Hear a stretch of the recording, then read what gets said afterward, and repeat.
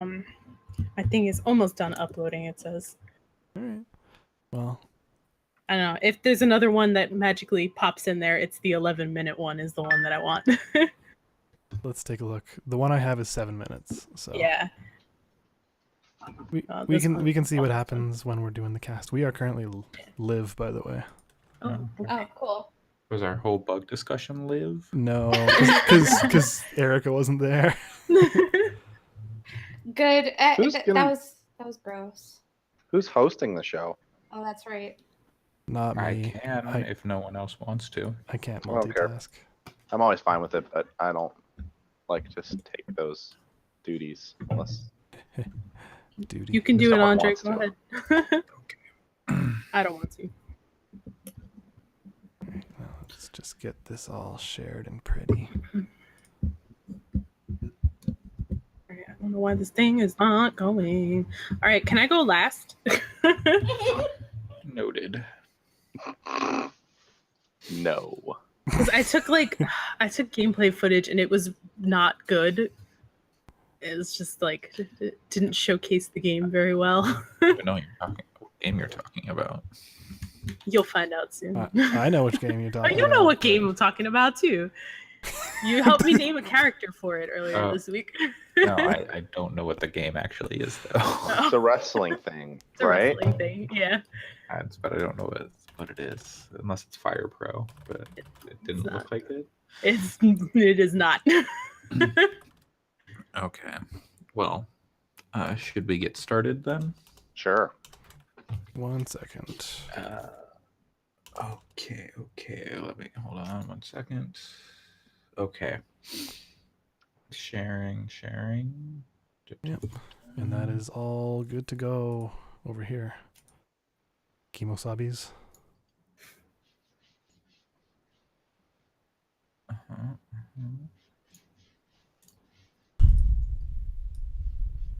Okay. Man, we had softball-sized hail the other day. Oh my Wow. Wow. Yo. July. Fuck weather. Oh yeah, Erica. Yeah. Rest in peace. It's gonna be hot as shit until August 4th. I heard. I mean, yeah, I don't know. We have some days that are like go to a nice place, walk around, look at some temples and stuff, and I'm like, maybe we should try to find something indoors instead. Okay. 5, 4. Hello and welcome to Gaming Fix, episode 29 on this beautiful Saturday, July 21st, or Sunday, July 22nd, if you're like me and across the date line. I am your host today, Andre Cole, aka your girl's favorite Sonic OC. I am joined by Alex. Party on, Wayne. Party on, Allison. I guess I should just say party on. I know the reference, but I don't know what to say. Also, Erica Hernandez. Party on. And Patrick. Our Nobody Best wants boy. to party. Party on, best boy. No. No. That thing. My hands smell like flea spray. Oh, okay. Yay. Oh, we should say that Sam is out because he's getting married. Yay. I was hoping you were Yay. gonna lie and say that something horrible was happening to Sam. Sam is out because he's getting his wisdom teeth removed. He already did that. Yeah, you're right. Did he? I don't think he missed an episode because of that. I don't think so either. I think he did that. I think that was one of the ones where he was drunk. I don't think you're supposed I to wouldn't drink be while you get your wisdom teeth out either. Isn't that how you get a dry socket? I don't know. I had a lot of oral surgery in high school. Ugh. I knocked out one of my front teeth. Mhm. I wouldn't recommend it. Yeah. But what I would recommend is playing some video games. They're okay. Sometimes. They're You know? over. Oh, they're over? Oh, well. Done. You know, if they're over, there's a lot of good video games out there. If they're over, that means you just have time to go back and play all the good ones. Sure. You don't have to worry about like, oh man, September. Oh, there's so many games in September. February 22nd. What am I gonna play on February 22nd? There's like 8 games. You don't have to worry about it anymore.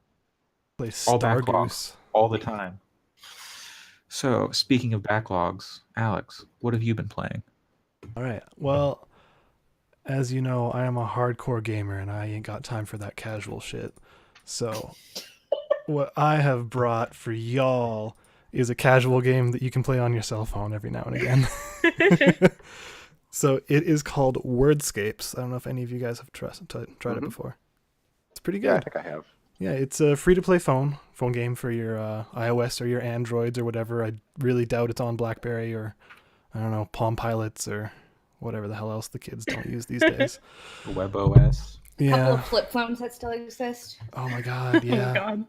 It probably doesn't work on your Nokia brick, but it's basically like a word finder game in like a crossword puzzle format. So at the top half of the screen you have like a crossword puzzle, and then the bottom half you have a word bank of like 4, 5, 6, 7 letters. And basically you're finding all the words that you can make by connecting all of those words, like only using one letter at a time. That sounds fun. It's actually, yeah, it starts really easy, obviously, because you start with like 3 during the tutorial levels, and then it gets really insidious later, like using really obscure terminology and like, oh, it's rough, but What did you say it was called? Wordscapes. Wordscapes. So All like right, I need like airplane landscapes, games. but for words. And Yeah, okay. it's good. It's a good way to test your vocabulary and stuff like that. But I have to say the free to playness it goes by it pretty honestly. Like the only things you would pay for are removing ads or receiving tools that will give you like hints and stuff to complete puzzles. So like it's not like, oh, you can only do 10 puzzles today unless you pay us money. It's just do as many as you can as long as your brain works. And so on that note, all the puzzles are handcrafted. So if you really wanted to be like get around it, you could just look up the answers on the internet. But that's no fun. So I don't know. It's good. Also with the free to playness of it, it's really generous with giving you currency. Like I've been playing it since last week and I got tons of currency. Basically like the equivalent of if I'd spent like 10 or 15 bucks. So That's not bad. yeah. So like pretty generous, pretty good. Just good way to just, if you're bored for like 20 minutes, just sit down and do it for a little while. So What was that game called again? Wordscapes, like landscapes with word. Okay. And I think they have like different themes on the App Store too. Like there's one with like flowers as a theme, so like a lot of the words have to do with like petal or pollen or something like that. But So you're downloading like word packs? they're separate apps. But the core app, I think, give me 1 second, I'll open it up, and then like you are not going to be wanting for levels. For content? Yeah, I think it's somewhere around 3,000 levels or something like that. Oh wow. Give me I a don't even second. know 3,000 words. Oh yeah, 4,000 levels. So Wow. I definitely don't know 4,000 words. yeah, if they had this in Japanese, you'd be having some real trouble if it was just pure kanji. But no, it's really good. I would recommend it if you're looking for something to play on a commute. I'm about to be on an airplane for a lot of hours, so I just downloaded it. I think Cheska played a whole ton of it on her flight back. So yeah, That sounds good. good game. Thank you. I don't know. Other than that, played a recommendation. couple of random things. Played some more Gary's Mod with some friends. That's always fun. Just went into. Oh man. Okay. So have you ever? we were like. Now I want to hear this. We were like, we want to play some Prop Hunt, but there's only 3 of us. I don't know if you guys have ever played Prop Hunt. I'm so- familiar with the idea. Yeah. So if you are not familiar with the idea, basically there are objects in a world. So let's say like a pizza or a watermelon or a chair or something like that. And there are 2 teams, one of props and one of hunters. The props can go walk up to any of these things and turn into it and try and hide and like blend into the environment. And the hunters are trying to figure out which ones are like the people and which ones are fake, stuff like that. So we're like, yeah, we want to do a bit of that. So we went into a random server, and man, people in that community can take things real seriously. We did things like we had 3 of us. We want to be on the same team, so one of us switched teams, and they're like, "Oh, we saw you switch teams. Well, you can get away with a warning, but that's against the rules," kind of thing. Wow. Like, if next time, ask us for permission, kind of stuff. And it was like, oh my god, you guys really take this Relax. seriously. Yeah, that sounds really intense for like playing around in Gary's mod. Yeah. A lot of times I think those servers are kind of like, this is my kingdom. Yeah. Like a little bit power trippy. I believe it was the server owner who said this to us. So Yeah. But either way, that game's also fun. Gary's mod. You should maybe play it. It's been around for like 20 years. Anyways. Has it?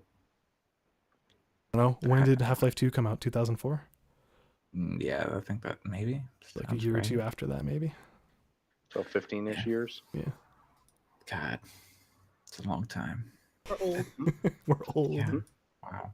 I had a quarter century last week. Congratulations. You old Yeah. man. I got news for you. It doesn't get better after that. Oh, it's all been downhill since 22. No good songs about being 23. No. 24. Is there a song about being 24? 25. Wow. Well, eventually you can. There's a pirate looks at 40. Jimmy Buffett song. Be, You got that to look forward to. yeah. Hey, We all hey, have that to look forward to. if it's good enough for Justin McElroy, it's good enough for me. That my standards might be a little low in that case. Reading some of those Munch Squad things and the things he'll eat. Oh no. Anyway, Allison, what have you brought Yes. this week? I have brought this week and probably for the next couple of weeks, to just be honest, more of Octopath Traveler. Yay!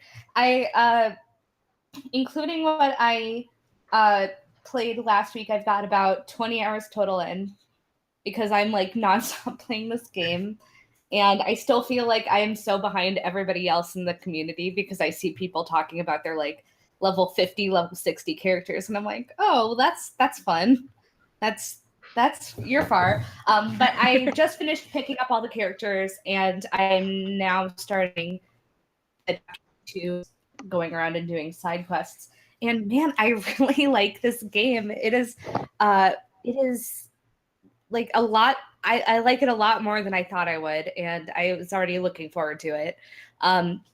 One thing that I didn't mention last week because I didn't know about it, but that is really impressing me, is that the quest design is really good, I think.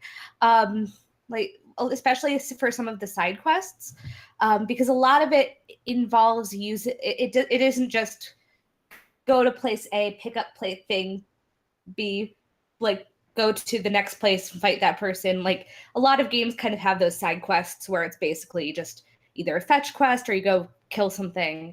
Whereas here, I feel like a lot of it is based off of you kind of logicking your way through these like little puzzles.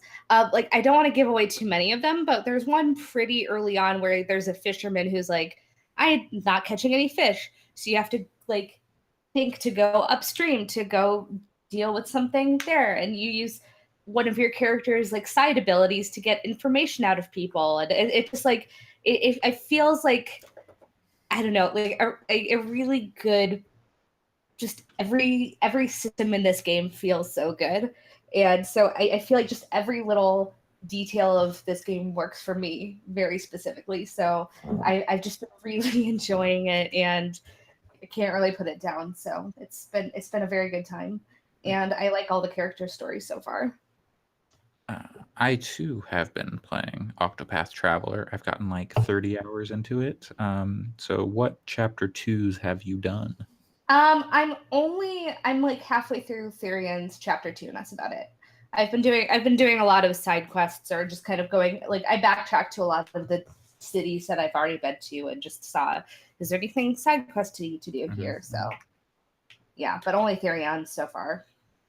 I think my biggest complaint about the side quests is they're just, I don't know, I haven't felt like they're that amazing. Like going around like using the path abilities, like the one you mentioned about the fishing, that one was like one of the better ones, which is surprising because it's just like, it's a quest about a guy having trouble catching fish, and they're all very simple. But So I Mhm. find myself wanting more from that stuff, and I'm doing the side quests because I have heard that by doing side quests is how you unlock like the true ending type stuff, Mhm. like where everything starts to come together.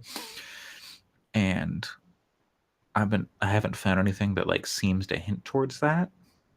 I can see maybe where the stories will start to intersect, or where they could intersect later on down the road, but I haven't. Yeah, I don't know. I've completed 5, 6 chapter 2s. I haven't done Primroses or Oberon. What's the Oh, guy's name? Ulbrich? Ulbrich. I haven't Yeah, done got it. his chapter 2 either. And it's been like, I don't want to do Primroses because my main character is Ophelia, and so they have the same like path action. Mhm. And so I don't Yeah, want to, and I can't take Ophelia out of my party, and I don't understand why.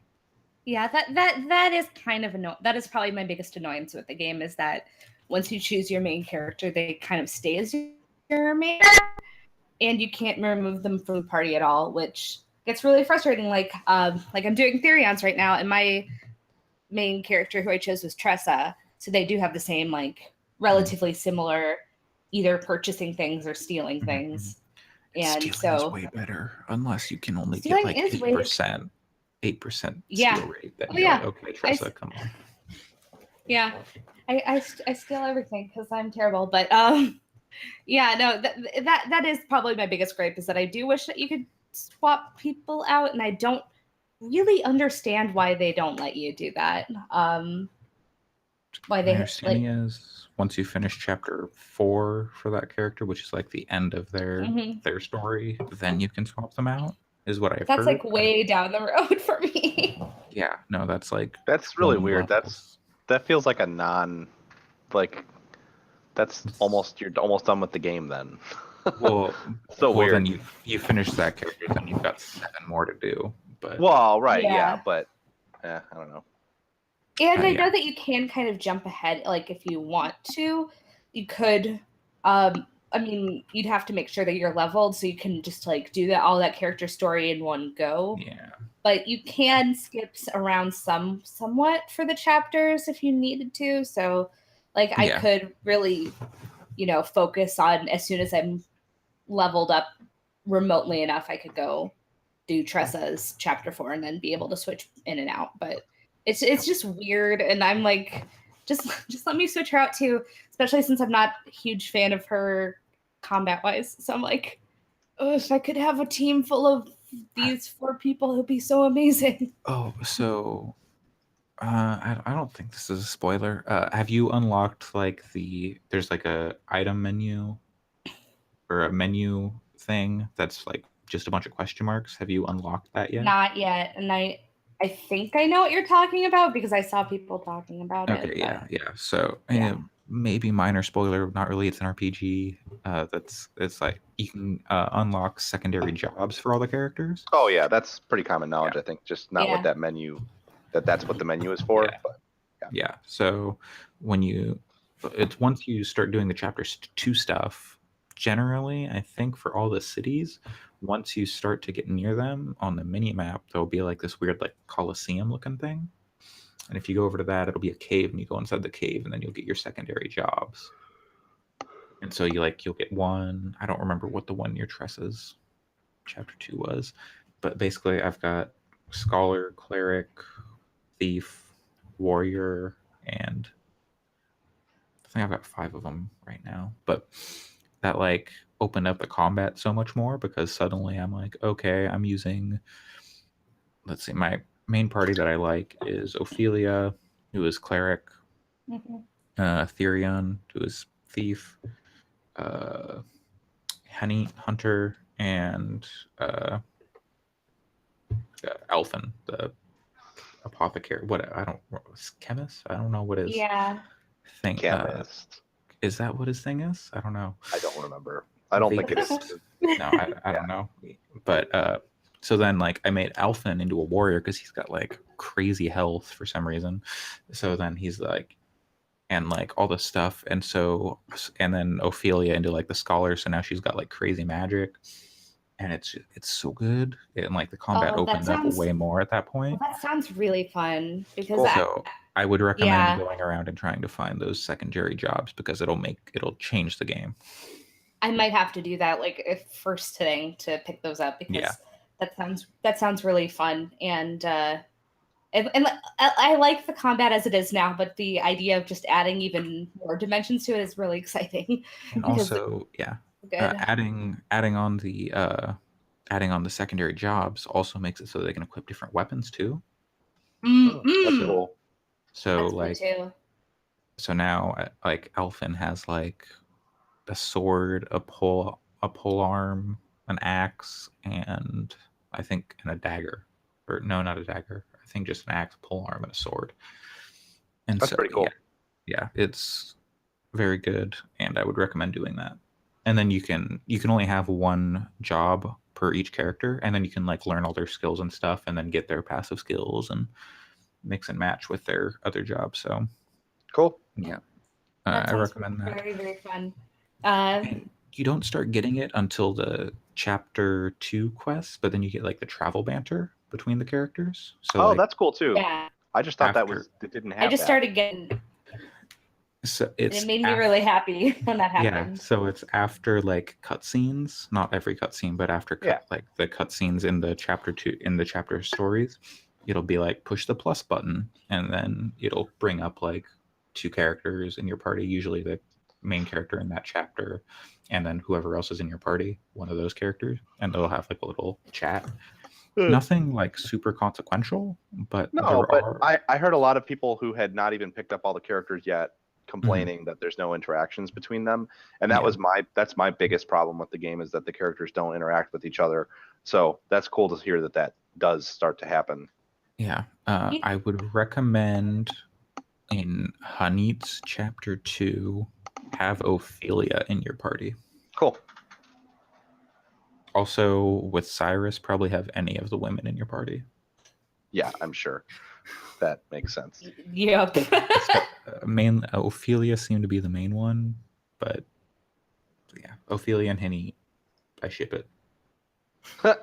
Nice. Also, honey, like, can we just say that like playing with Henny in your party is just so much fun for Oh, combat. she's awesome, and you get She's to play so Pokemon good. too. I know. It's like Pokemon. She's who I picked first. So I just wish she didn't talk so dumb. so I wish that all of her people didn't talk liketh so how dumb. she talketh. She's grown on me, and her combat her combat barks are kind of cool.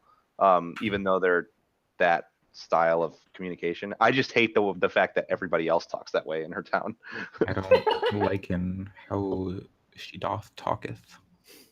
Talkin'? Yeah, Talkin'. I did pick her. They shouldn't let you pick her first in the demo because I picked her first, and I was like, "There's no way I'm going to play this game," because I thought all the dialogue was going to be like that, and I was like, "No fucking way! I'll play the rest of this demo and then I'm done." But Apparently But the no, game it's isn't. just Henny. The game isn't localized for China. It's only in English, and it's like people there are just like, this is like a test for English majors. But any other thoughts about Octopath?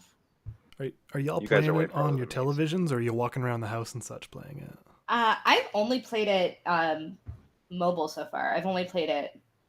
I haven't played it docked at all. I've done both.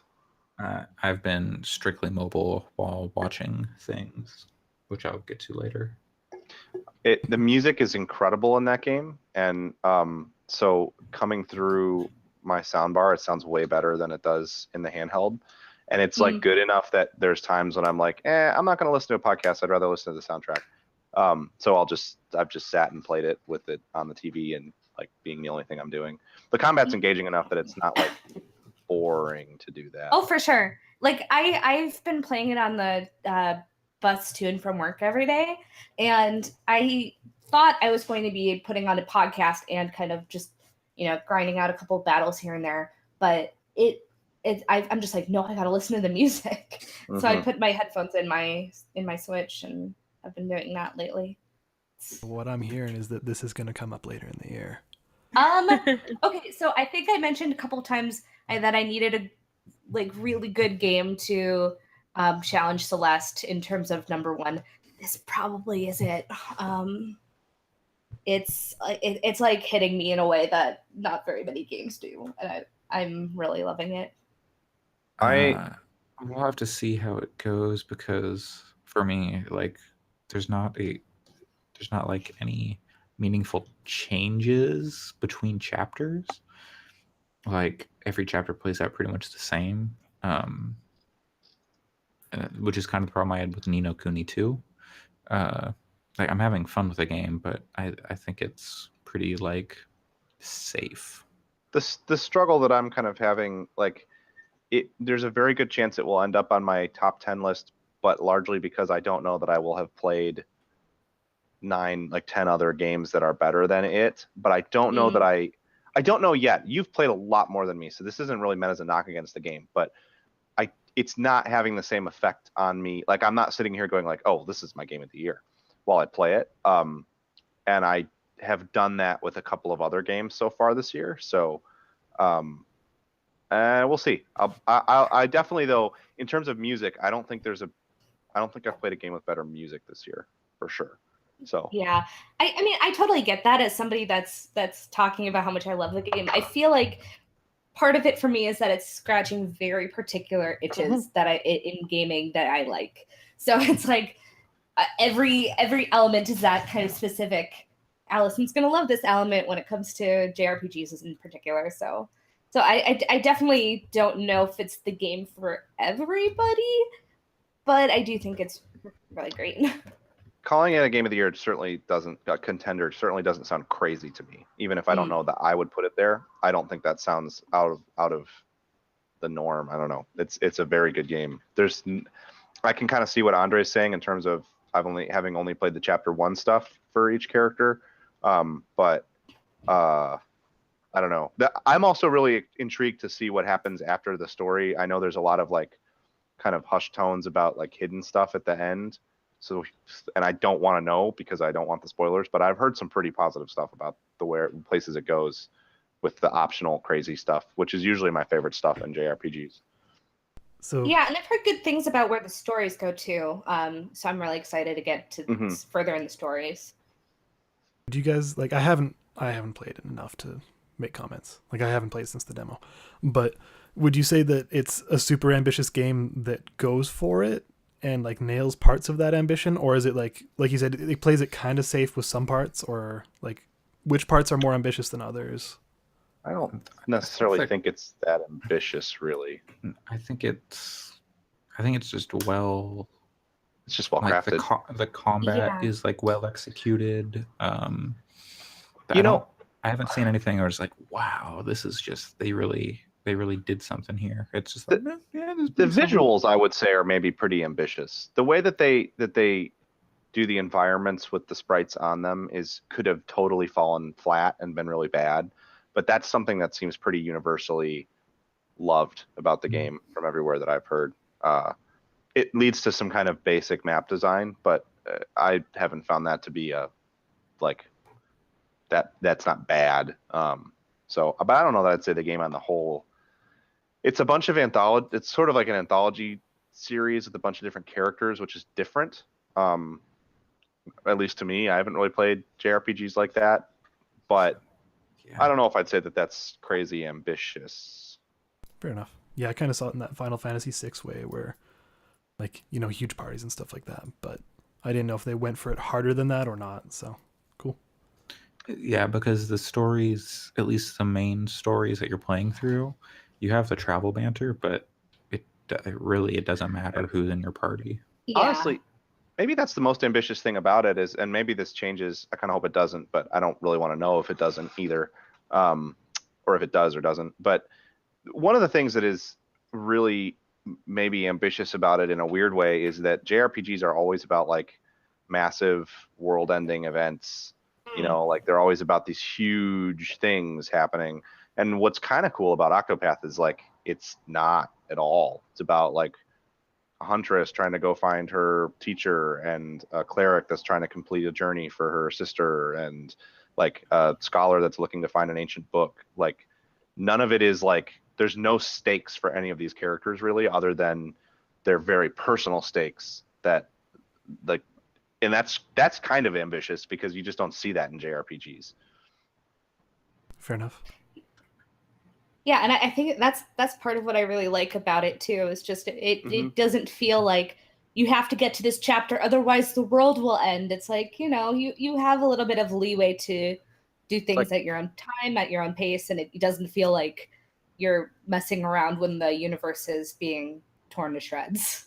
It's like a slice of life JRPG. That makes it sound way more appealing to me. That's probably the most appealing part from a storytelling perspective, is like, that's part of why I could have gotten over it if there was no actual banter. If like the characters never addressed each other, I wouldn't have been surprised. I'm fine with that dialogue happening in my head while doing these very mundane stories that are still fun and interesting to follow. Yeah, I think you guys just sold me on that game. I think I'm gonna buy it now. With the slice of life or everything else? The slice of life part, like before that, I mean, I kind of knew what the game was. I kind of figured I knew what I was getting into, but I kind of liked the idea that, the world's not going to end if I don't do so. Like, that's kind of what I don't like about the Persona games, is that, like, I just feel, even though those are really the only JRPGs I've put time into, but I just don't. I feel like if I'm not grinding out the dungeons, I'm wasting my time all the time, and I want to be doing the other stuff. And it seems like you can kind of do that in this game. Oh, it's totally different structurally. Two dungeons in a day. It's the dungeons aren't the appeal in this game. Not at all. Dungeons are major, like, afterthought. From the outside, and maybe I'm totally wrong, it kind of reminds me of like a Paper Mario kind of structure. See, that's part of why I like it so much. Like, it's very much a different game in terms of, like, the combat is different, and I mean, obviously, it doesn't have quite the same aesthetic. And like, and the same also humor that Paper Mario does. Although there is There's some really funny stuff in Octopath for sure. Yeah, but it definitely has a very different tone.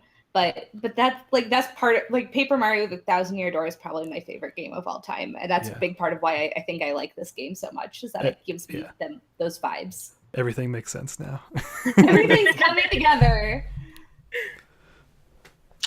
All right. Well, we look forward to more Octopath updates from the three of us, and possibly from Erica when she returns from vacation in August. Mid-August. I'm missing 3 weeks. Nice. Podcasts. Wait, so speaking of games that we have had multiple updates for on the podcast, has anybody touched Monster Hunter in like recent weeks? I'm going to, because I'm on vacation. I'm going to return to Dragon Ball Fighters. I won't get into it right now. I'll wait till my turn, but I watched some videos last night. Oh boy. I've never been so hyped for a fighting game, like, tournament video. That's pretty rad. But that team, is it the same team that's also doing Kill la Kill and My Hero Academia? The Kill la Kill game is an outside studio that Arc System Works is like producing on. Okay. They aren't making the game. They're like overseeing and like helping distribute and like that kind of stuff, and getting the deals done, I guess. And My Hero Academia, I don't know. I think Arc System Works just has like a ton of teams because like they're still doing DLC. There's like Dragon Ball Fighters is the most popular game at EVO this year. It has like the most entrants. Like, that game's getting a season 2 of like DLC. They're gonna put in my girl Kefla. They're gonna do it. They have so much, like, those Dragon Ball like Tenkaichi games had like over 100 characters. This game has like 30, I think, with like all the DLC. And half of them are Goku. Real talk, the new DLC, base form Goku and Vegeta. There's already Super Saiyan Goku and Vegeta, Super Saiyan God, Super Saiyan Goku and Vegeta. Oh no. Fused Goku and Vegeta in Vegito. And now base form regular ass Goku and Vegeta. That could come out at the beginning of next month. Also, they're using Vegeta to sell refrigerators because like they've got like Vegeta holding a cabbage in front of a refrigerator, and they're like, "It's the Vegeta fridge because it can hold so many vegetables." God. Wouldn't it make sense for it to be Frieza? But he's evil. Oh, fair enough. Vegeta, You don't want an evil fridge. He's a crunchy exterior and a soft, gooey interior. I didn't want to talk about Drip. I'm gonna send y'all this video of this. I think it's from CEO. This Dragon Ball Fighters match. You need to watch like the last 5 minutes. It's Goichi versus Leffen, and So it's I like watched that Evo match. moment 37. Like it's crazy. I watched that match, and it taught me that I think that was like my final like, dog, you're never gonna understand or get fighting games, because like I saw people freaking out about that match, and I watched the whole thing, and I was like, eh. The end of it is insane. I mean, I could never do that. It's not like I wasn't impressed by their ability, but I wasn't like excited at all by it, which isn't because I don't think it's exciting. It's because I just don't think I'm ever going to get fighting games as much as I want to. That's fair. I don't know. Since I talked about a bunch about Dragon Ball, now I'm just gonna keep going about the other stuff I've watched. Then we'll go to Pat. I'm sorry. So while I've been playing Octopath, I've been watching like a lot of SGDQ VODs, just because, mainly for ones that I already like games I've seen run before, like Twin Snakes. And yeah, that's a cool run. Like Metal Gear runs in general, like Metal Gear 2, 3. No one runs Metal Gear 4 for GDQ. And in the past, like when it came out, I would understand why. It's because between like each stage or like chapter, they had to do like an hour-long load. But now it doesn't have to do that. You can just install the whole thing to a PS4, PS3, and you're good. And you just play the whole thing. I'm surprised no one runs that at GDQ.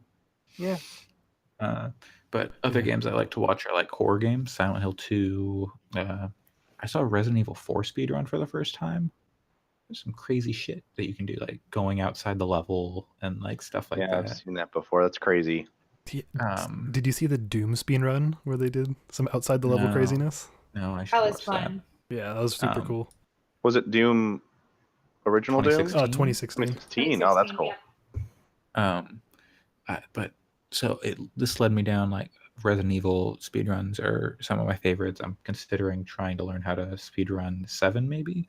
But there's someone out there making a mod for Resident Evil HD remaster. So the remaster of the first game on PC. It's a randomizer. Ooh, that's cool. Yeah, so people like the idea like I don't know if Link to the Past was the first game to do it, but basically it takes the game, yeah, and it replaces all the items with, so they show up in different spots. So instead of getting like the lantern first in Link to the Past, maybe you get a bottle or something. I think the idea is you're able to complete the game. It's supposed to seed it so you can complete the game, but you just have to figure out where the items are and figure out puzzles in non-standard ways. So yeah, it kind of has me wanting to try. I don't know Resident Evil HD Remaster that well. I've only played it once, but it would be fun to try out the randomizer and it also randomizes the enemies. So like instead of the first zombie you meet, you could meet like a shark or a spider. Yeah, that's neat. So you just got like sharks swimming along on the ground. That's funny. Really silly. I'll see if I can find a video and I'll show you guys because it's something special. That's cool. Yeah. But Pat, what have you been playing? You should actually go to Erica so I can hop up for 2 minutes. Okay, she wanted to go last. Right back. It's okay. My video's okay now. Okay. Yeah, my video's okay now. Sweet. Yeah, I saw it was in there. That's the only reason I said that. So yeah, I've been playing New Japan Pro Wrestling King of Sports. If you're looking for it in the App Store, it's NJPWKOS. Yeah. So I will say right off the bat, if you don't care about the license, do not play this game. It's not great, but I'm I'm I'm enjoying it, but I think it's because I super care about the license, you know. um, so essentially, you are like a dojo boy. You're a young lion, and you're training. My young lion is named Boy Forge, which Andre came up with for me. I was drunk. I did not disclose this at the time. I like it. It's fun. He's grown on me a lot. So yeah, you're training in the dojo. You can pick like what style wrestler you want to be. So I'm a strong style wrestler, which is just like a good, well balanced wrestler in this game. But you could also wrestle submission styles, strike styles, power styles, and that just kind of affects what kinds of moves you're better at, and you can gain levels on quicker, and which moves you're weaker against in a fight. But it's rock paper scissors. It's just rock paper scissors, you know. Like all of your matches are like you decide whether you want to throw like a strike move, you want to do a submission move, you want to do a power move, and then you just like you or it's a throwing, not power, throwing move, and you know what, certain ones are weak against others, and it's just that. But the thing that I like about it is that it forces you to have a good match. Like you can't just like pound on the dude, like you know, not let the guy get any hits in, and like it forces you to kind of like it, or it doesn't force you, but you get lower points, a lot lower points, if you aren't having an interesting match. Like you want it to not feel one-sided. You want to, you know, throw in some shitty moves, you want to like kick out, you want to, you know, have a good match. But the other thing that I like too is that you can pick what type of body type you want for your young lion, which is cool. My guy's a junior heavyweight, but they have like up to sumo, which is fun. And the other thing too that's cool is that, like, if you know about the young lions in New Japan, they're a very limited skill set, like that they're allowed to use. Like they're only allowed to do like a couple of moves. Like they can do like Boston crabs and like drop kicks pretty much. Like a few other things. So it's definitely true to that. Like I have very limited move set, and I'm dressed like a young lion, which is like plain black trunks, no elbow pads or knee pads or anything. And yeah, it's cool. I would say that definitely don't play it if you don't care about New Japan. And also, there's some wrestlers that are missing in the game that I think are kind of weird. Like I'm surprised that I didn't see like Zack Sabre Jr. or, you know, I don't see Cheeseburger on there. Cheeseburgers with Ring of Honor. But I mean, you know what? He might actually show up, because there are some like daily challenge things too, where you just wrestle against other people, and there were some CMLL guys there. Like I definitely fought against Roosh, but yeah, I don't know, he might be in there, I'm just not sure.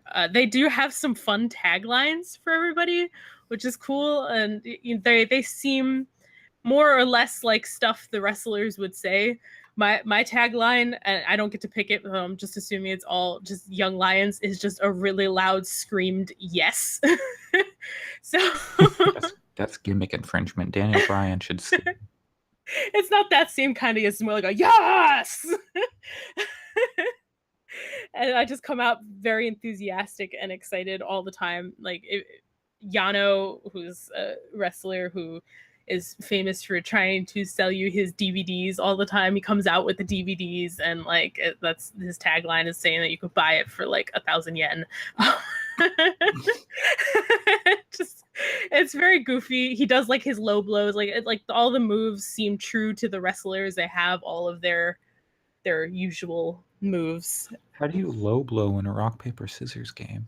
It like the rock paper scissors game, like you decide which moves are on which one. So like okay, like my submission move is is the Boston Crab. So that's, you know, that's rock or whatever.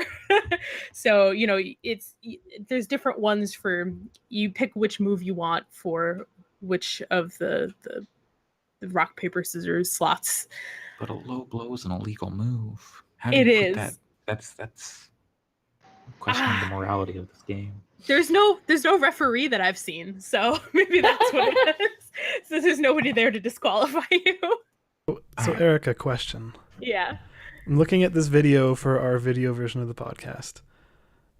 Does it look as hot garbage on the mobile screen as it does on this? Yeah, it's okay. Yeah, like I don't think there many people worked on this game. It is extremely poorly translated. It does not look nice in any kind of way. It looks like a PS1 game. Yeah, like there is no style to it. I mean, there is a style, but it's a bad style, you know? Kenny Omega and the Young Bucks made this game by themselves. Like, I wouldn't be surprised. It's just like I feel like if I had an artist, I could make this game, you know? It's not great. But it's fun. The other thing that I think is fun too is that if you want to level up your moves, you have to go train in the dojo. The trainer that's there, there's a few, but I only have one unlocked right now, is Kutetsu Yamamoto, who was a trainer.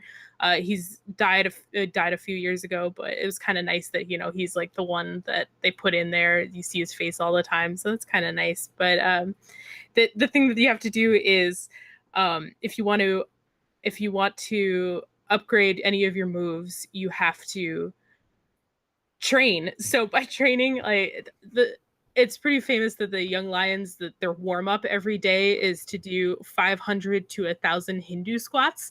So like a common thing is like, okay, you just got to keep tapping, and then your little guy just does like a bunch of Hindu squats there. And it's fun. It's cute. Like you see them doing like the normal workout that you would expect the young lions to be doing, and I think it's charming. The load screens are more squats or like push-ups or like two dudes just like striking each other over and over. It's charming if you care about New Japan. It's a bad game though. It's better fan service than a game. Yeah, and even at that, like it's not, it could be more in terms of fan service, you know. There could definitely be more of it. I can't see anybody wanting to play this long term. Is it better than Harry Potter Hogwarts Mystery? Yes. Easy. Easy. Let me tell you, a lot of people play Harry Potter Hogwarts Mystery. Like, our worst fears happened, and that game is fucking huge, and people adore it. Well, you talked People about adore it? You talked about it for like 3 weeks, and our number one podcast in the world has so much influence. Like, no wonder so many people are playing it. I've talked to like 10 people who are like, yeah, I mean, it's just it's not really much of a game, but it's the best Harry Potter thing I've had in a long time. And it's just like, no, just no, it's throw off the bond. worst. They've now been reread the encouraged. Harry Potter books. Get ready for another 25 years before someone takes a stab at making a good Harry Potter game, because this one worked. Wait, hold on. I've had this stuck in my head since Erica was talking about the taglines and like the yas. Yas, queen of strong style. That's Boy Forge. That's my dude. He's the queen of strong style. I completely forgot to say too that the free to playness of it, first of all, fuck it, is horrible. It's like you have like a stamina. You have fighting spirit. Excuse me. You have fighting spirit, and you know, so you can do pretty much like 3 matches at a time. But if when you go into the store to like purchase more stamina or fighting spirit, you have to enter your age, and it locks how much you're allowed to spend based on your age. So if you're under 16, you can spend up to $50 per month on this game. It's probably a Japan regulation or something. I'm thinking that it's if you're 16 to 19, you can buy up to $200 a month, and if you're 20 or older, there's no limit, which is strange. 20 is the current age of legal adulthood in Japan. I think it's lowering to 18. They passed a law, I think, to like lower the legal adulthood age. So like people who are 18 and older can 18, 19 can like rent a car without like parental, I don't think rent a car, but like get a credit card without like parental consent and stuff like that. Yeah, when I was booking my hotel and stuff, it made sure that I was over 20 for Japan, which is, yeah. So Like Erica, you can drink and smoke at 20 in Japan. You can like, it's just like 20. Okay, there you go. It's not like the US, like, okay, you can drive at 16, and at 18 you can join the army. Then in New York, you can drive with a parent in the car at 16, and then at 17 you can get your full license. It's weird. You can do that at 14 here. Anyways, so Erica, yes, would this game be made better if it was a rhythm game in VR? I would play a New Japan VR rhythm game. I don't know what it would look like, but I'd play them it. thick boys. I mean, you know what, they have been advertising some rhythm game a lot. New Japan. You slap the boys, and then they like yelp, and they all have different yelps. They should totally make a VR wrestling game where there's no health system. It's just that like as you get suplexed and flipped around, it's in VR, so you eventually will just vomit or throw the headset off. Yeah, I already get enough motion sickness in VR. I don't need anybody all the effects of a concussion without the brain damage. Right, exactly. Doesn't want that. Yeah, like I could see only wanting to play this game if you're very excited for Fire Pro and you want to do something until then. I'm playing this game because I'm very excited about the G1, which is happening right now, and I'm going to the last 3 days in Japan. So I'm like, this is kind of just me being hype and trying to consume as much New Japan as possible until then. If you want a good mobile game, one I have played every day for just over 2 months now, Dragon Ball Legends. It's okay. It's okay. It's decently fun. I'm downloading like a bunch of mobile games just for the airplane, so I will download that. You do need an internet connection to play it. Fuck it then. It's a bad game. I've got an app for you to download on your plane ride. What is it? It's crunchyroll.com. Offer code. Wow, wouldn't that sure be a great ad if we had sponsors? Yeah. We like anime. Yeah, I've been watching podcasts. a lot of anime movies. The Studio Ghibli ones. You've been watching all those Ghibli movies. Yeah. I resubscribed to WoW, so I think I'm going to use that as like, I'm going to watch My Hero Academia and play WoW. Just for a month. Yeah, bullshit. You're either not going to play it at all, and thus you wasted $15, or you're going to continue to play it for the next 6 months. I'm definitely not going to continue to play it for the next 6 months. I don't got that kind of time. I'm just got a month and a half off. I'm going to play 1 month. I'm not going to buy the expansion. I'm going to play 1 month, and I'm done. Like, I'm already feeling done, and I'm like level 8 or 9. I didn't know Pat's voice could get that high. It's like, what are you doing? Back to that one. That's my general reaction whenever I hear anyone is resubscribing to WoW. Well, you know what, Pat? I have a question for you. Yeah. What are you doing? I didn't play as many video games as I usually do this week. But I played some Fortnite this morning. That was weird. How'd you do? Because so I played 50v50. That's the only reason I'm bringing the game up, because I hadn't played that before.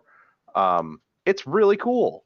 It's a really fun mode. It's kind of too bad that it's a limited time thing, because it's a lot more fun to me than like solo queuing in a battle royale game. and I don't like playing with 1 or 3 strangers, so I don't like to do that.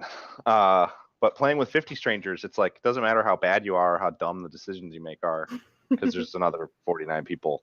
It's really fun. I mostly checked out, I want to check out Fortnite again because like every time a new season happens, I hear people say like, holy shit, they added blank. And then I kept forgetting to go back and look at the stuff that they added, and it's pretty impressive. I'm not gonna say it's like a game I see myself playing daily or anything, but they really care about doing work on that game in a way that it almost feels like, and I know that it's business versus developers and stuff. I'm not suggesting that the people who make PUBG are doing this every day, but like PUBG felt like it went very hard in a, how do we monetize this, and like, let's get involved in lawsuits, and then like also here's some new maps here and there. And Fortnite went in a like, how much spaghetti can we throw at the wall? And it's kind of cool and exciting and interesting. Like I didn't know you could like, you can do like shopping carts now. You can run shopping carts around and like ride them down hills and go off jumps and do spins and stuff. There's like, they just added go-karts to it that you can ride around and that they control like Mario Kart carts. And then on top of that, there's all the other like golf carts and stuff. There's all kinds of crazy different weapons now that are all over the place. There's like a grappling hook, I think. Like it's wild. They did a ton of weird stuff. And then when you play 50 versus 50, you can engage with as much of it as you want. Like you don't really have to do any building because you have a whole team of people that there's inevitably going to be some people that are really into the building. So you can kind of take advantage of the fact that they want to do the building. And it's pretty cool. I recommend checking it out to anyone who hasn't played it or checked in on it in a few months, because they've had a lot of stuff. It also looks way nicer than it did the last time I played it. I always thought the art style was pretty good, but the way that the changes they've made to the map in terms of foliage density and draw distance and just like lots of like little optimization and lighting tweaks and things are really striking. It's a beautiful looking game at this point, as long as you like the art style even a little bit. But I don't know, it's weird.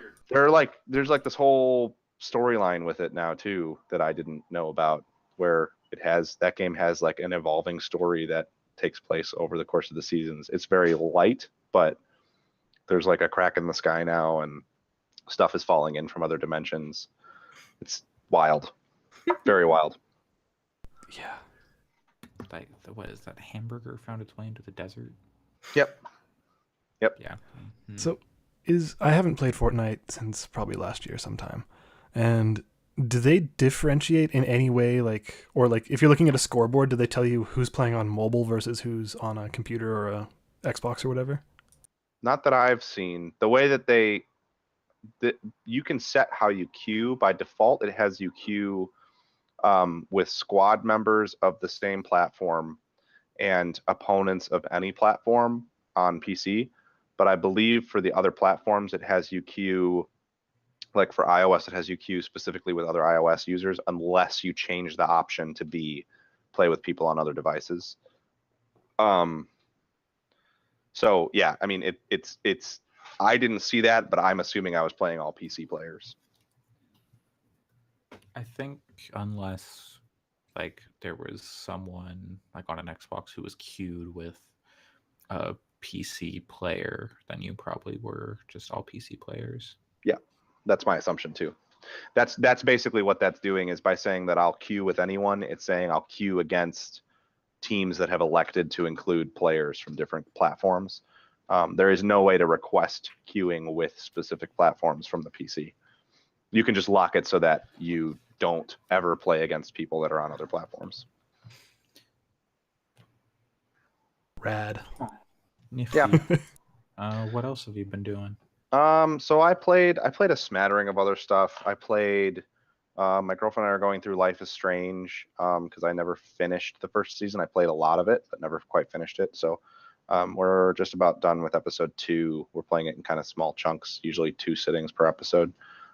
In the evenings, that's been a lot of fun. It's really fun to play that game with somebody else too. Then I played a bit of actually kind of relevant to maybe somebody out there listening. I played a bit of. I have some friends that we like to play military shooters. They're kind of like the people I play those kinds of games with. They're my like we got into Rainbow Six Siege together and stuff like that.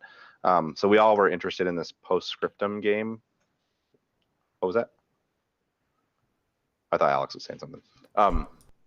We got into this. We were all curious about this post-scriptum game. It's this new World War II shooter. It's not very good. It's in open beta. They call it open beta, but you have to buy the game to play the open beta, which immediately I was like, I don't know about this, but So open.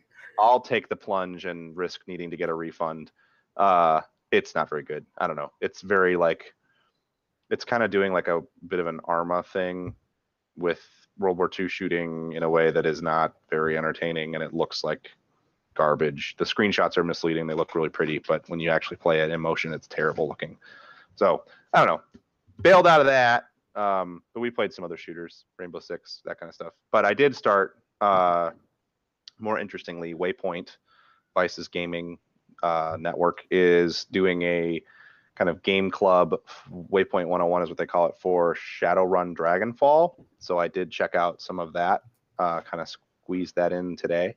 That game is really cool and you should play it. It's not on sale anymore. It was on sale in the summer sale, but the next time you see Shadowrun games on sale, Shadowrun Returns and Dragonfall are very good. Dragonfall is only $15 normally, but it's a really cool game. If you like XCOM-y kinds of games at all, it's got a combat system similar to that. It's turn-based, but then it has a really, really awesome storyline with really great writing that's sort of set in the Shadowrun universe, which is like cyberpunk plus trolls and elves and orcs and magic.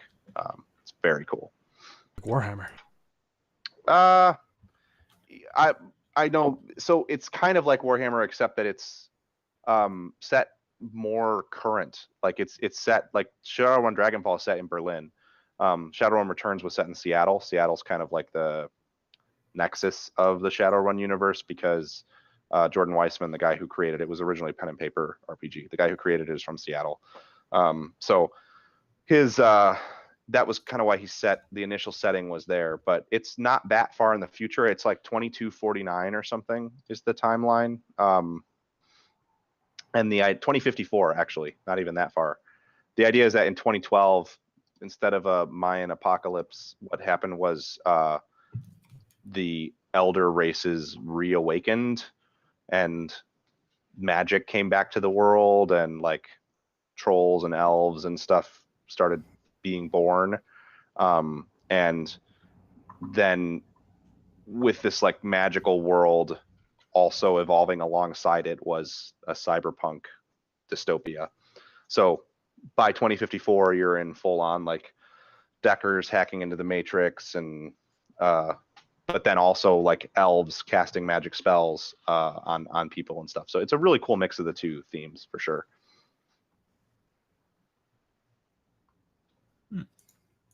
Interesting. I've already got so many things that I need to be playing, but also I kind of want to. I've heard good things about that series, so I want to dive in. And a Waypoint 101 seems like a good excuse. Yeah, I played Returns. To WoW. Yeah. Well, that's your mistake. I played Returns when that game came out. I was very pumped for it. That was kind of early on. And Harebrained Schemes, the people who made it, they also made BattleTech this year. They've made the Shadowrun games. So they've got some chops now. They're actually headed by Jordan Weissman, who created BattleTech and MechWarrior and Crimson Skies and Shadowrun and Mage Knight, all of that stuff.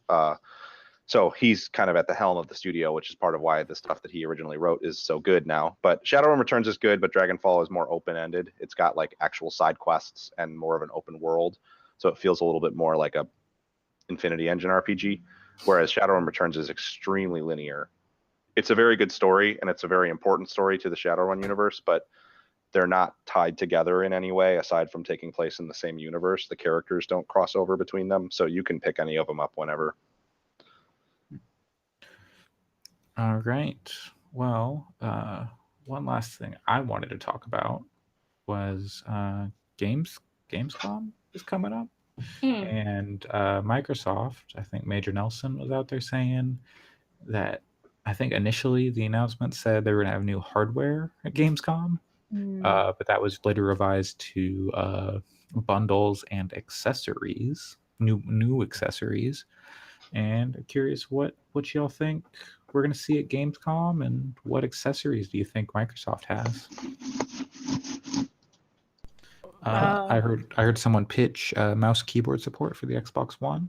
Oh, that would be bad. I was figuring more like a new, like an updated Elite controller, probably. I could see that. Kinect 3.0. There's a Kinect in the Museum of Pop Culture in Seattle right now that you can play the Iron Man Kinect game on in the Marvel exhibit. It's awful.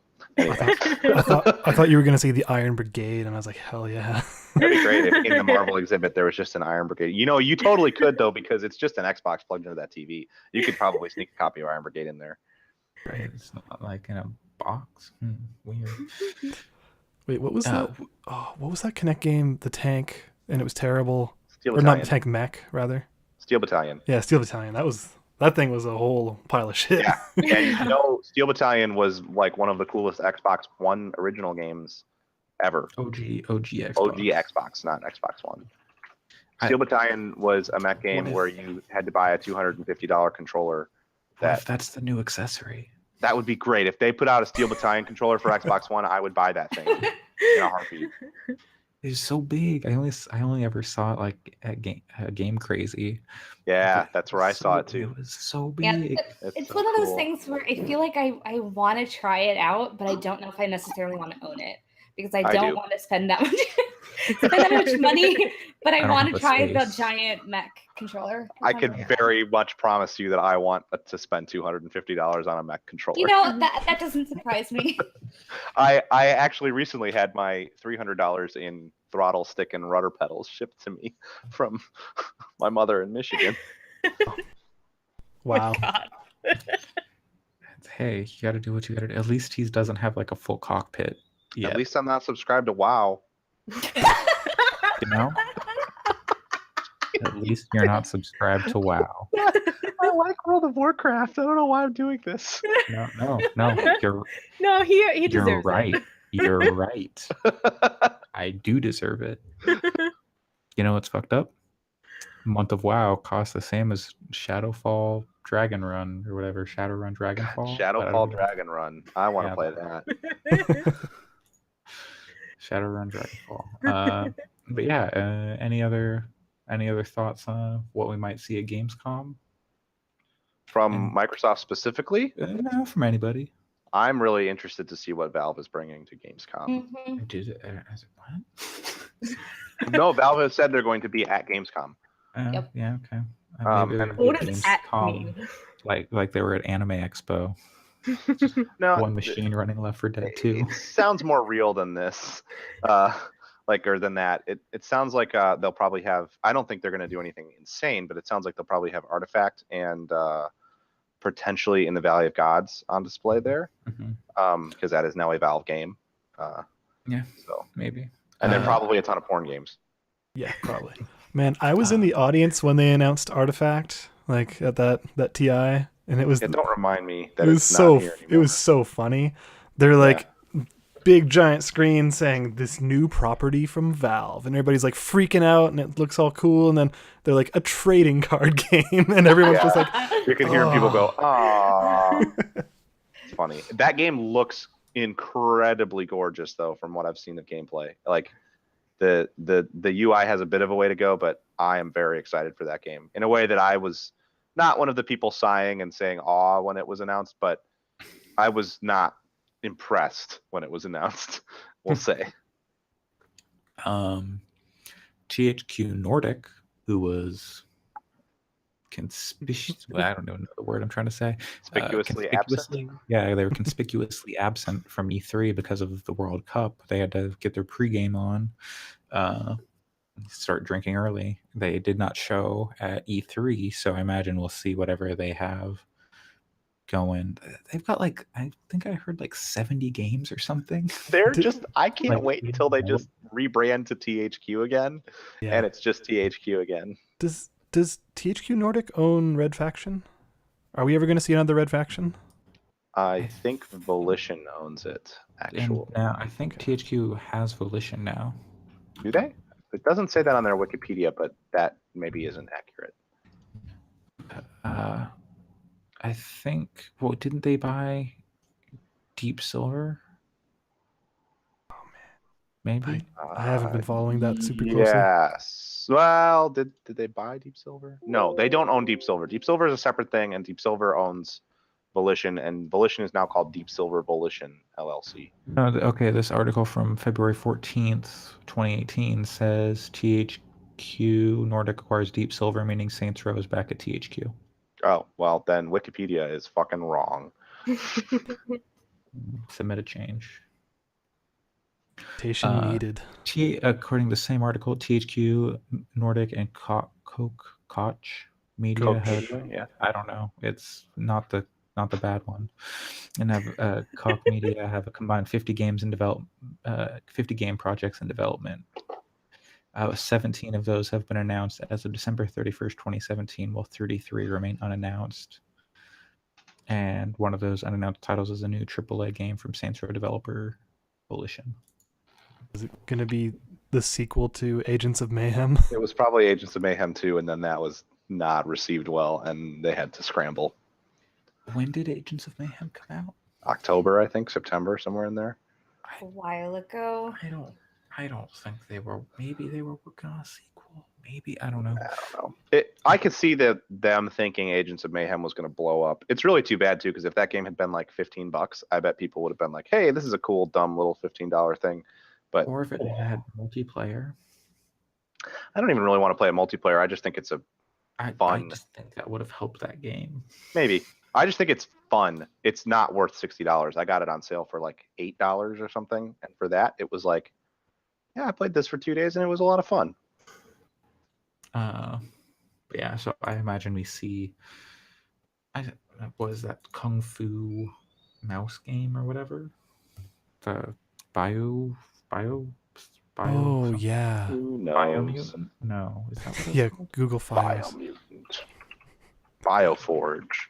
No, Boyforge. Biomutant is correct. Man, they should make a new Bioforge though. Should they? Yeah. Yeah, so I imagine we see like some more Biomutant and Darksiders 3, obviously, because they announced that. They're like, hey, this is coming out. I don't know. Like, so we knew that game existed. It like leaked, and then it had like a Game Informer cover story, didn't it? Or something. Yep. Game Informer. They put out footage. They skip E3, and then they put out more footage after E3 though. Like there's recent footage of Darksiders. Because they announced that it's coming out this year. Yep. Does anyone care about Darksiders 3? I passively. Theoretically, I want to. I think that's. I think like I haven't like the first stuff they showed was so early. Is like okay, this looks like a Darksiders game. I like the idea of like the character they have going. She's cool.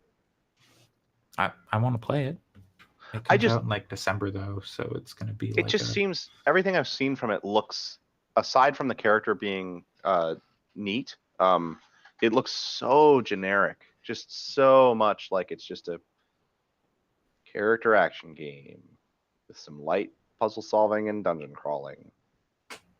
I mean, you just played all the God of War games, so I could see why that might not be doing it for you. Yeah, be a little burned out on it is. That could be what it is, but I don't know. It just there's nothing.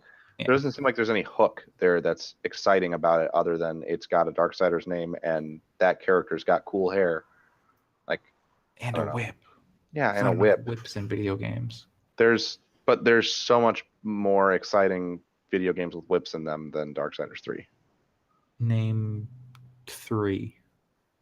Castlevania Symphony of the Night, and that new game by him. Fuck.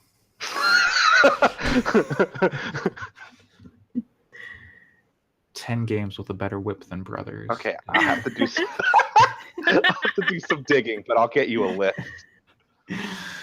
Soul Calibur 6. Indiana Jones and the Infernal Machine. Yes, yeah, that's a more exciting game than Darksiders. Is that like a point-and-click adventure game? Machine? that No, was- it was like a third that was like person. Tomb Raider. Oh, Yeah. I never played it. That was like the old Tomb Raider games. It There was were okay. also point-and-click adventure games with Indiana Jones too.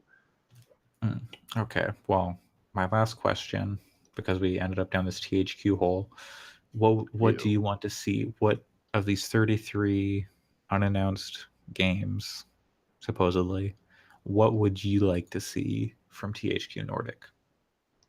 You draw. 2.0. You want to see them bankrupt themselves? Yeah, I want to see them sink themselves again because they never learned their lesson.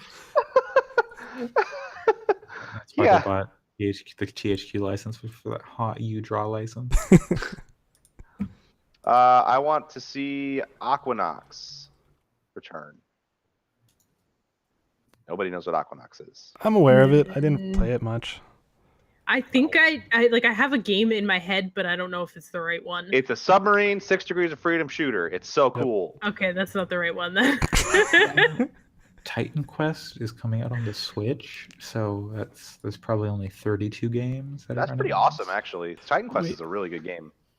Wait, they announced a new Stalker game, right? And that was THQ, wasn't it? I don't think so. Yes, it was. But I don't think those developers are the same. They don't work there anymore.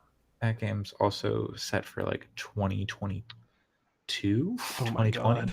Agatha Christie, new Agatha Christie game. Oh man, I'm looking at the list of their properties. I am too. What about? I don't know if anybody else is. In the motherfucking power of Oh Juju. my god! Yeah, that was on the list of things I was going to say out loud. Does Uke still exist? Can they make more wrestling games?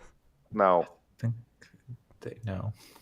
I haven't jumped in buying it, but they ported the Wii game De Blob to Switch. Yeah. So if they made another one, but like with more modern game design, I would actually be really interested because I haven't played it in years, so I don't know if it's held up or anything. But I really liked that game when it was on Wii. So that game was hella endearing.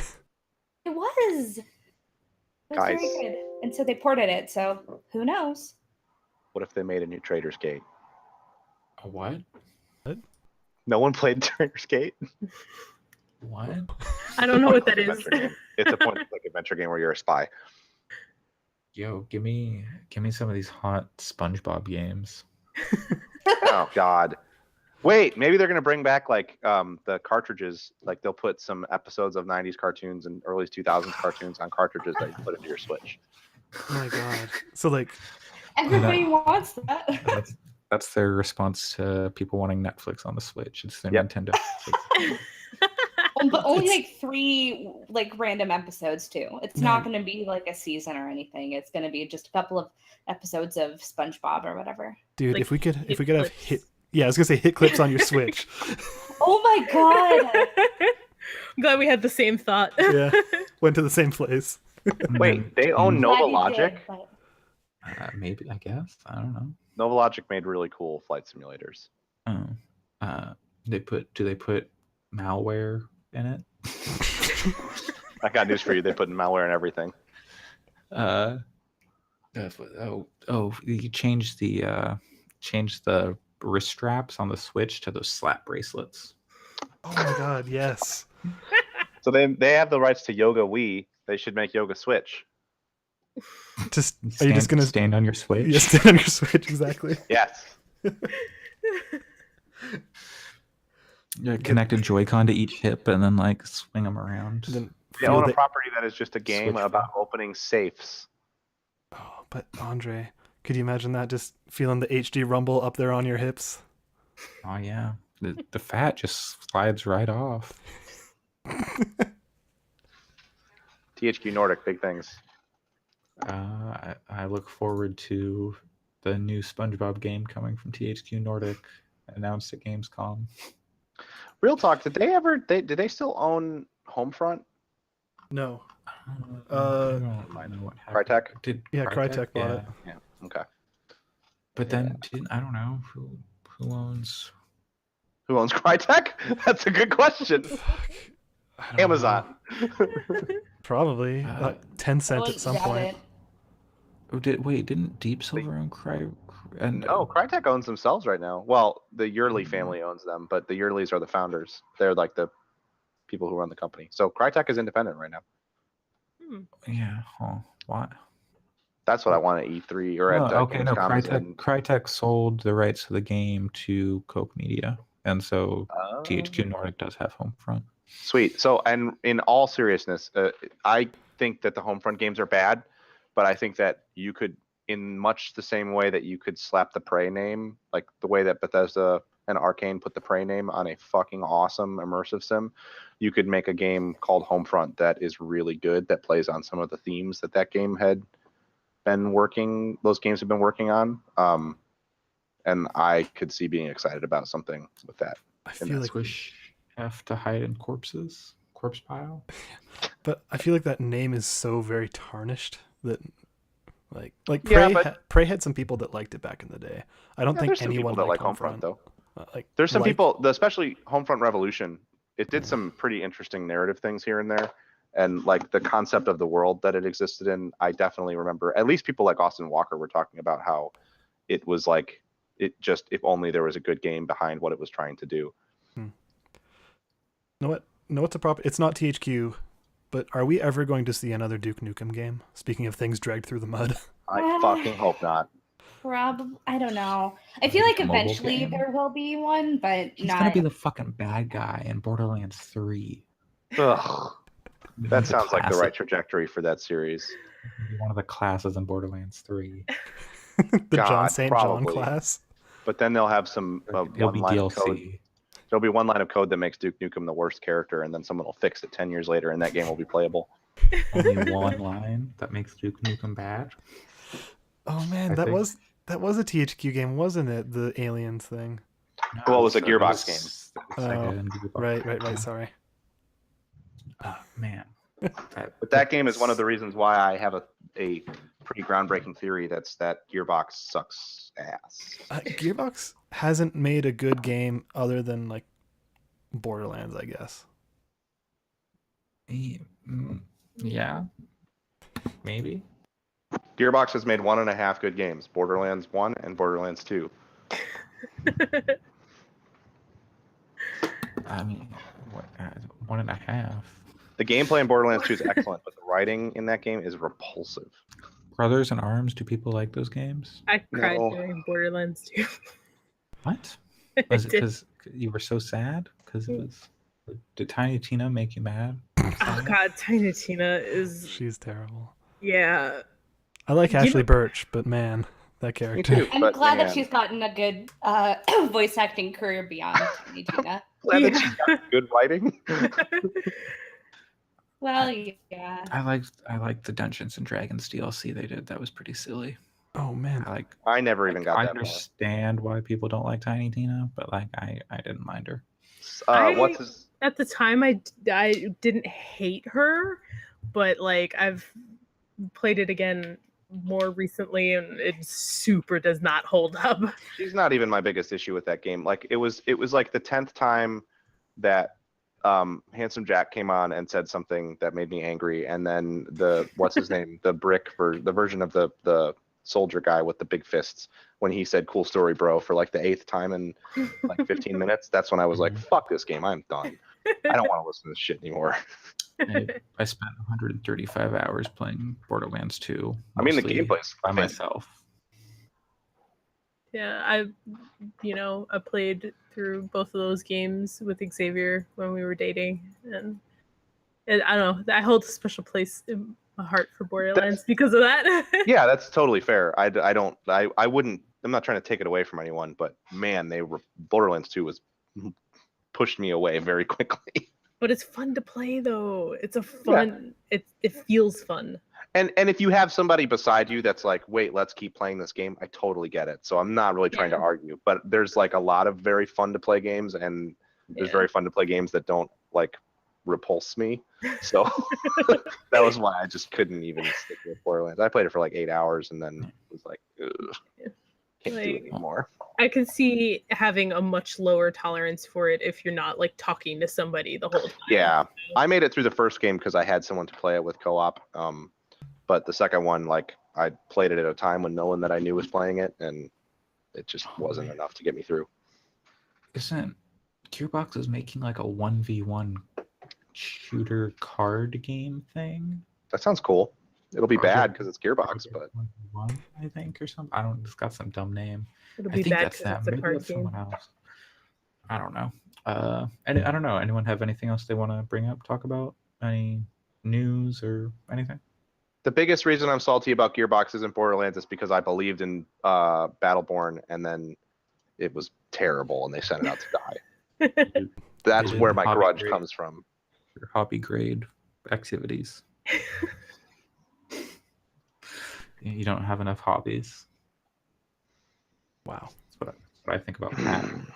I didn't, and then Battleborn came out, and I thought it would be a hobby of mine, and then it was hot garbage.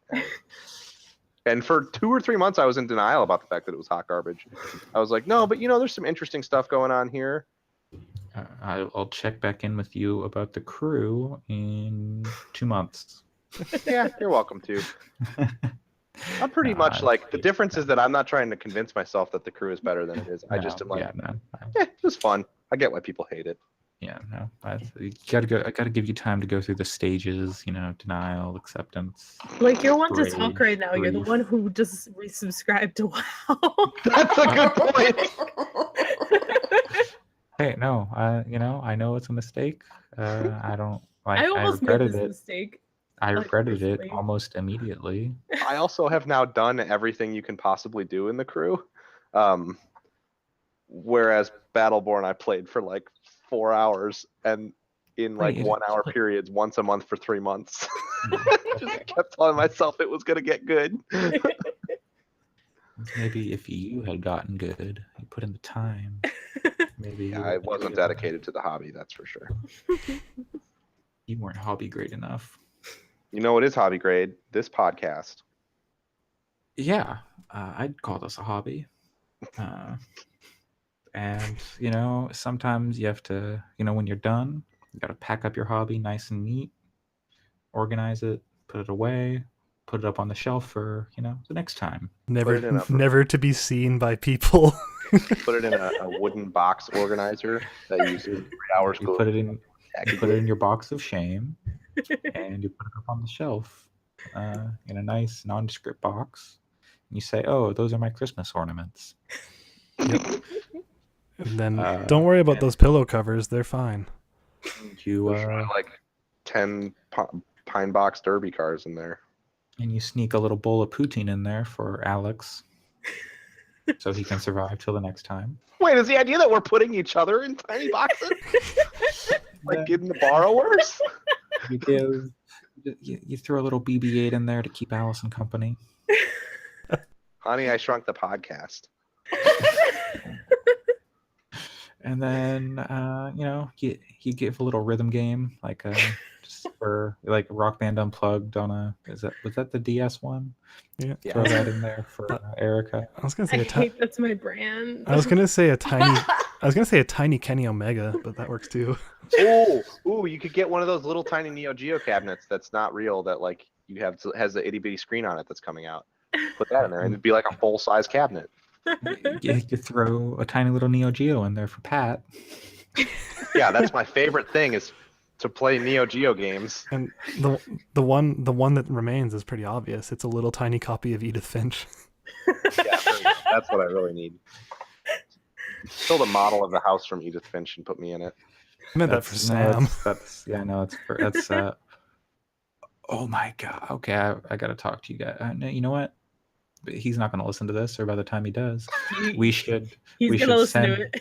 We should send Sam a copy of Edith Finch as a wedding present. That's a great idea. Let me see if there's a way to do that. I know which hotel he's staying at in America, so for his honeymoon.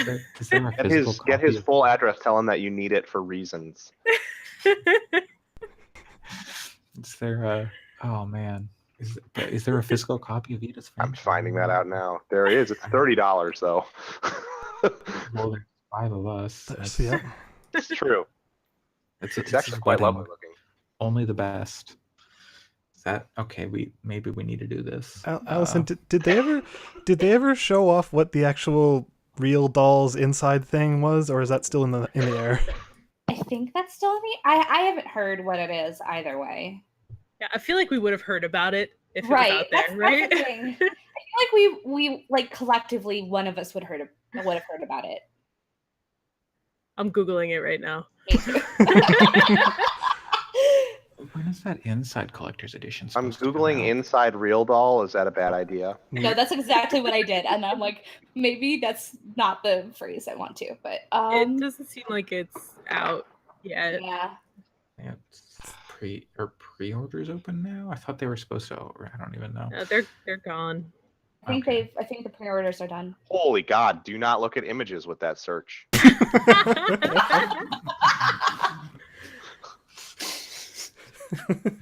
Whoa, that's weird. I Yeah. did look at the foot. Yeah, it's weird. That's weird. What? It's not even just What? like sex dolls. It's like just Inside weird. dolls that are dolls and real. Inside real life dolls. Mhm. Well, I think that's going to do it for this episode of Gaming Fix. Alex, where can we find you and your little bowl of poutine? Google Inside Real Dolls and hit the images key, and you will see me as the 37th result. I'm feeling lucky.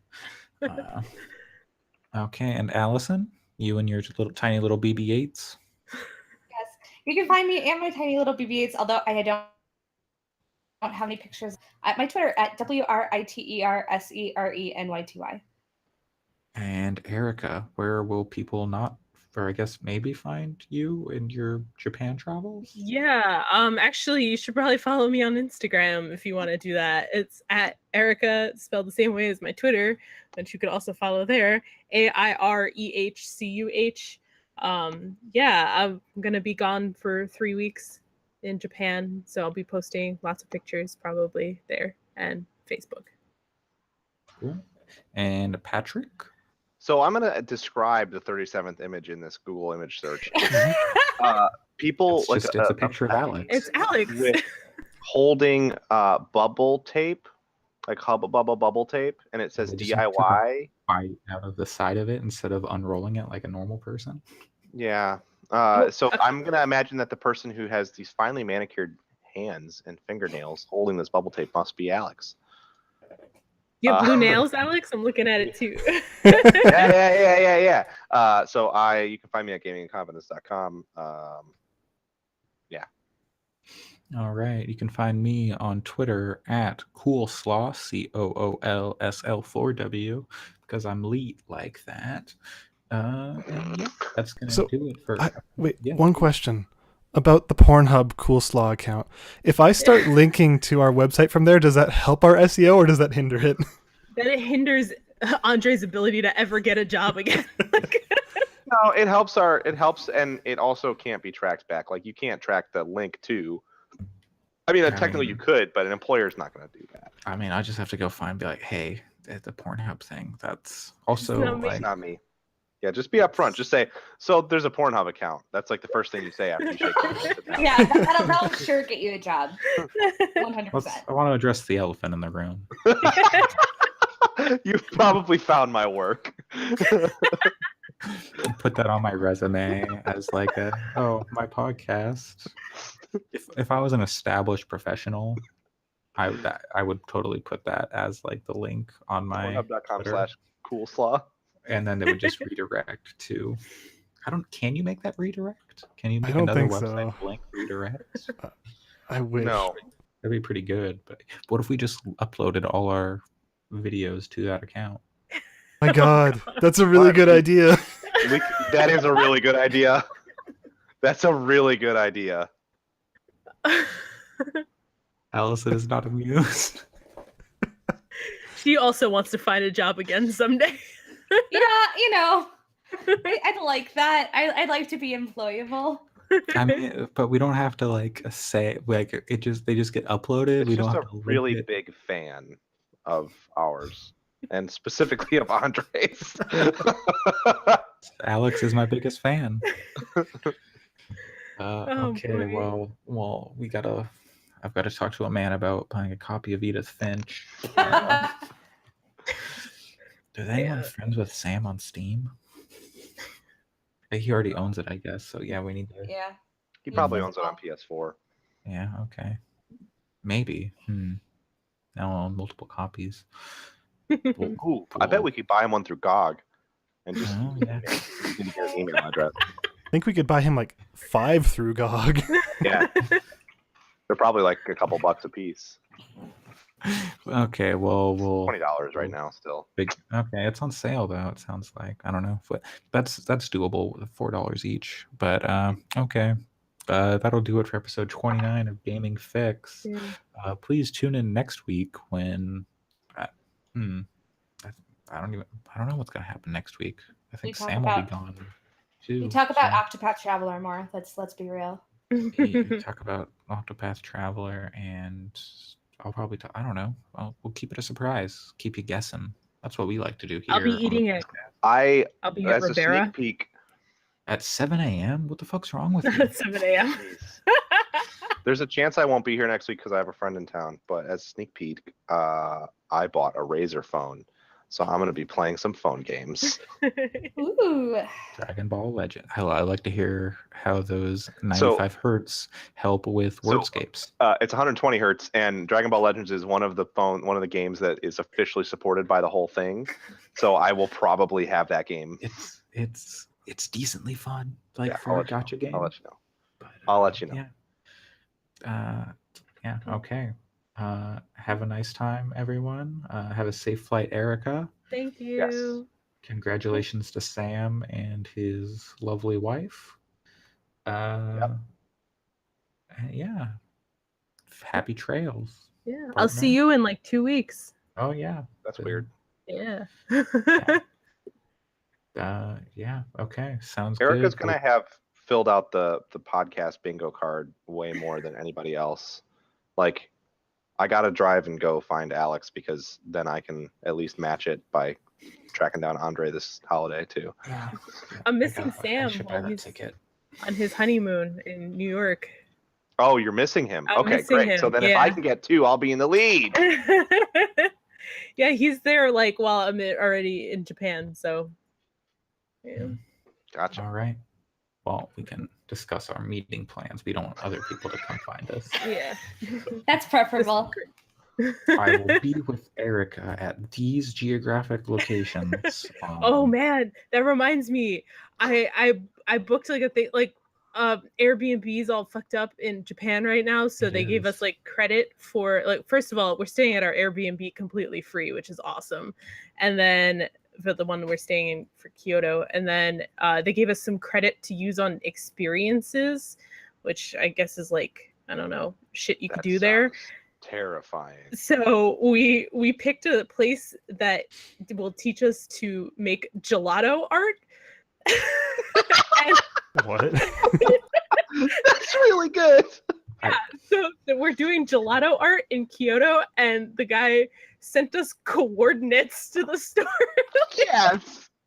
I really hope that if you and Xavier weren't going together, if it was just one of you going, I would be like, you're totally gonna get murdered.